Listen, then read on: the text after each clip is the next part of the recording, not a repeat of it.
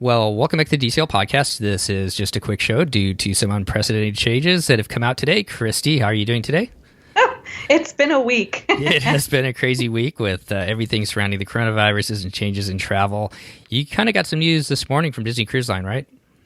I did. I got some emails. Actually, Line at this point has sent out a refund situation, or not a refund, but a rebooking option for guests that perhaps have a fear or have a concern about cruising over the next couple of months. Yeah, a lot of different angles to this story. And as this is March 6, 2020, I want to kind of emphasize with everybody that we have never professed to be a news show, but I thought this is worth talking a little bit about today. You know, I was at the gym and I was kind of thinking about it. My brother's completely left social media right now for politics and some other different reasons. And the one thing I promise you with this show is we will never discuss politics because you need a break from that kind of crazy stuff. Politics is good for your Thanksgiving dinner table, right?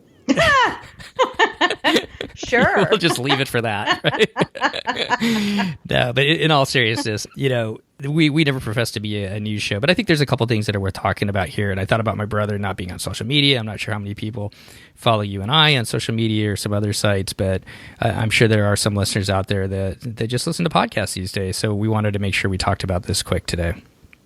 And so this is timely as of right now. It is 5:30 Eastern time, just about. It is timely as of right now. And it might not even be timely in 2 days from now. We honestly do not know. This is the craziest scenario I have seen in the travel world. So let's talk about some of the changes that Disney Cruise Line has made. Obviously, as you said, the majority of the cruise lines, and I work for an airline, the airlines are making changes right now. You're going to have to go to each one of those sites and kind of find out how each one is changing it. They're all a little bit different. But let's just talk about Disney Cruise Line today. Go ahead. Let me just say this really quick, too. If you are using a travel agent, obviously you should be able to reach out to your travel agent and get the information from them. Right. Okay. So, let's just start. They made some changes today with domestic changes. So those who are sailing domestically, and that kind of includes the Panama Canal, which is actually left today. So these cruises are going. I know that I saw several posts today with people getting ready to leave on the Panama Canal. So the cruises are going. And so far. Yeah, my brother is cruising tomorrow out of Galveston. I have a client cruising out of Florida today on Celebrity Cruise Line. We obviously know people that are cruising on the Panama Canal cruise. I actually have clients also on that cruise. So everybody is on their cruise, and so far everything has started out fine. Let's start with, I don't know where you were going, but let's start really quick with what the cruise lines are doing when you're arriving at port. So they're starting to take your temperature. And they're doing it with some temperature device that doesn't touch your skin. And there's been some reports that it's moving quite quickly. It's not holding back the line at all. It's not causing a delay in boarding. However, if you do have a temperature, and this is fluid, it can change over 100.4 degrees, then they are going to pull you aside to do additional screening. It doesn't mean at that point that they're not going to let you board the cruise, but they are going to do additional screening. Our understanding is, as of now, if the cruise lines deny you or a member of your family boarding, they will refund in total your cruise fare, which they don't have an obligation to do. As of right now, that is currently what cruise lines appear to be doing. There are also some restrictions as far as guests who may have traveled to several different countries, including Hong Kong, Macau, South Korea, Italy, Iran, Japan. Within the last 14 days, they'll be checking. I know in China, and I know that reports, like you said, we've heard that they're very thorough about going through each passport and making sure that they don't do it through pages, but it's all in the online system. When they scan your passport, right, it'll show where you've been. I actually, unfortunately, had a client that was a part of a big group going to Grenada last weekend, and they were denied entry into the country. They had been to Japan 10 days prior. They showed no signs of illness, and they were not able to go on their Grenada vacation. And Grenada didn't even have a travel restriction in place at that time for Japan. They just said, nope. So that part is a little bit crazy right now. And there are some restrictions for some of the islands in the Caribbean as well. Do you have those just in front of you that you could kind of, and once again, very thorough. This could change momentarily tomorrow or in a week. But as of now, some islands that are denying guests to go offshore at that time. You can still go on the cruise. You can stay on the ship during those ports. But do you have that information, Christy? Bahamas and Jamaica are those two countries. And I think Grand Cayman on occasion are they denied one ship to dock earlier in the week. And I don't know if they're going to keep doing something like that. But I've seen them on some reports that they're being added to a place that if you had been to certain countries or if you exhibit any signs of illness or any other reason, their time is longer. So for the Hong Kong, Macau, South Korea, Italy, Iran, Japan, that's 14 days, but some of the other countries are doing 20 days. Okay. Well, we could get totally deep in the woods. Obviously, we don't want to do that. So, and we'll give you a resource here at the end as far as where you can go and look at this. Obviously, if you're sailing, such as we have 2 sailings coming up, one in April and then one in June. So I've been getting emails daily, just like you as being a travel agent. You're getting these same emails so you can pass it on to your clients. Let's talk one other aspect of this besides the specifics of some of the countries that they're not allowing you to visit and then cruise depending on that timeline, is what they're offering people as far as cancellation. Let's talk about this just a little bit. So one of the things, what they're offering right now is an onboard booking. Correct me on that again, because I'm going to say it wrong. It's basically a cruise credit. Okay. It's a cruise booking credit so that they will credit you back, give you a credit for the amount you paid for your cruise. You can book a cruise now for a later date, or you can book a cruise in the future for a later date. And you have to use that credit within 12 months of the original sail date. So there are two differences to that. For all the domestic sailings and the Magic up until May 8th, you have up until the day prior to your sail date, you can cancel. By their website right now, they say the Magic and then the Wonder, the Fantasy, and the Dream. The Magic until May 8th, and the reason why is after May 8th is when the transatlantic goes. And so there's different stipulations from that. And they could extend it. Yes. Just so you know. This could change.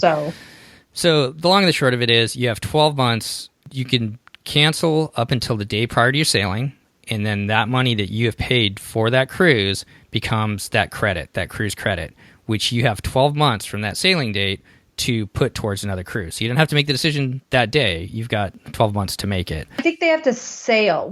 Will be to use for future sailing within 12 months of their original sail date. So they have to sail within 12 months of their original sail date. And that's where I was going with that. Okay. So you have to sail within 12 months of that original sail date.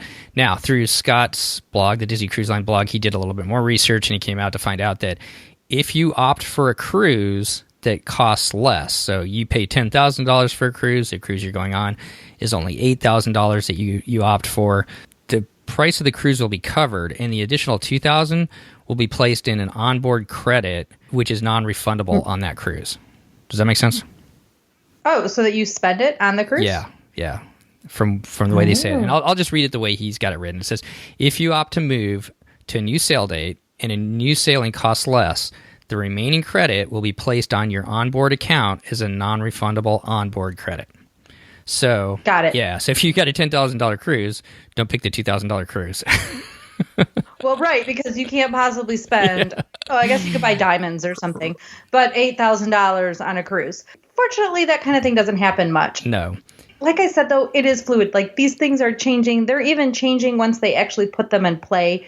You really need to look at it because, so this is Disney Cruise Line specific, but at this point, every cruise line is offering an option like this. Every, regularly known cruise line. So the Royal Caribbean companies, so it was Royal Caribbean, Azamara, and Celebrity, Carnival Cruise Line, Princess Cruise Line, Norwegian Cruise Line are all doing similar ideas. And, it's not that it's not safe. And so I guess, their argument is, and we're not going to get into a safety thing, but their argument is it's not that it's not safe. It's that people have a valid concern as to whether they want to cruise again. Cruises are still going out. The cast members are still, and the crew are still working on the ships, providing a service. So they're going out with people. If you have a reason to be concerned, or if you are concerned about that cruise, they're giving you an option to not go on it. Right. And I guess the last thing we'll just touch on really quick, there's a little bit difference for Europe right now through July 25th. You have the exact same option. You can cancel up to a day prior, but you have 15 months to sail in or to use that credit in. You've got 15 months versus the 12. And then for sailings, the European sailings on July 13th, 18th, and 25th, they are giving those individuals delay in final payment until 30 days prior to the sailing. So they've they've moved your final payment closer to your cruise. So, and lots of cruise lines are doing that as well. Yeah, so those are kind of the big changes. I hope we haven't confused anybody. I think we've hit on the highlights as far as some of the changes they made. Now, resource-wise, obviously you can go to DisneyCruiseLine.com, and they've got a big banner at the top that talks about all these changes. So if something didn't quite make sense and you just want to read it for yourself, you can go there. Obviously, Christy, as you said, talking to a travel agent, you guys are obviously getting a lot of information, correct? Oh, yes. Yeah. Inundated. Yeah. So, reach out to your travel agent and have them help you as well. And, I want to give a plug for Scott's blog. Once again, Disney Cruise Line blog. He's always on top of the news. As I said, he's so great. Yeah, as I said, we are not a news site, but I thought it was worthwhile just throwing this out there. And I guess the last thing I wanted to kind of touch on just real quick is our family actually has 2 cruises coming up. And I'll give you our thoughts, but Christy, I can't remember. I don't think your cruise is until later, right? Yeah, my cruise isn't until November, but like I said, I have, including my brother, 4 families sailing literally right now that are either boarding today or tomorrow that I just got off a cruise 2 weeks ago. We will be going to Disney World the first week of April. They put out more hand sanitization as well. So stations, those words were not coming out clearly, but you understand what I'm saying. So there's hand sanitizers more throughout the park. And I guess this is a good little lesson and a reminder for all people to really be vigilant about washing your hands. Yeah. As far as our thoughts go, we've got a trip in April on the Wonder out of San Diego with my family and then my mom and dad. My parents are approaching the 80s. At this point, we're not going to make any changes. We're gonna give it a couple weeks and then we'll see how things go. Since they're a little bit older, we'll talk it through with them and find out whether they want to go or not. If they decide not to go, unless something really changes, I think that our family will continue to go. So we right now are not making any changes there. And then as far as Europe goes, we're kind of in the same boat. I'm in a different sort of situation where I cannot change my vacation. My vacation is what it is. I can't go to my boss and go, hey, you know what? I'm not going to use my June vacation. I want to move it to someplace else. So our thought is to just kind of ride it out for now and see where it goes. It's really nice that now you have up until the day prior to it sailing that you could make that change if you want to. We've got airline tickets booked to Paris. Our thoughts probably right now are, if things stay tough in Italy, we'll probably just go to Paris, spend a couple days there and take advantage of that credit and move it to a different cruise, and then maybe we'll go over to Germany for a week or someplace like that if it's not affecting Germany or Paris. So we will do something. What that is, I really hope it's going to be that cruise because it's something that we've really been excited to do, and I really hope each and everybody out there that has got cruises booked are able to go on these cruises over the next couple of months and on into the summer. But those are kind of our thoughts: is to not make any drastic changes now. And we'll kind of give it a couple. With Disney's changes, it's really made it easy to let it ride out for a little bit longer and see where it goes. Mm-hmm. And I guess we should talk about trip insurance really quick. So if a person has bought trip insurance, either through a private company or their cruise line or whatever carrier they're using. So if it's Disney Cruise Line or Carnival or Royal Caribbean, whatever it is, if you bought their cruise insurance or through a private company, fear of a virus is not a reason to cancel a cruise. So you may not cancel over fear of what could happen. Now, you could have a covered reason, and so you have to talk to your insurance provider if there's a question about that. Even myself, I can sell trip insurance to somebody, but I'm not an insurance agent, so I cannot give detailed answers or specific answers as to whether something would be covered or not. But generally speaking, if you're just like, I'm afraid to travel, that's not going to work. If you bought the insurance at the right timeline and you are caring for a person that has a medical condition that it would be a problem if they were exposed to this virus, for example, that might trigger a reason to cancel it through your insurance and get your money back. But that's on an individual basis, and that is per trip insurance provider. And so you have to reach out to them specifically with those questions and details of whether it would apply to you or not. Well, that's good information. So anything else about trip insurance or anything that we talked about, Christy, today? If someone was to purchase trip insurance today, for example, for a cruise this summer or even for 2 weeks from now, just know that there are some restrictions because the coronavirus has already been, quote unquote, named. So it's sort of like when a hurricane is named, you can't then buy the insurance and use that insurance to get you out of a trip for the thing that's already out there. So just keep that in mind. But we're a big fan of trip insurance. We've had to use it and make a $5,500 claim for a medical expense that my husband needed, and we didn't have to pay for one penny of that. So the trip insurance paid everything. It was really great. Yeah, we don't use trip insurance on most vacations, but we always do on our cruise vacations. So there's actually annual policies too. So reach out to your travel agent and talk to them about annual policies. So if you're a person that travels quite a bit a year, I have a couple of clients that get them. And then obviously I have one myself for my family. And then my mom, we got it for her, because if you're taking several trips a year, it might make sense to just buy an annual policy that would cover all of those trips. And it'd be probably pretty good cost savings too, correct?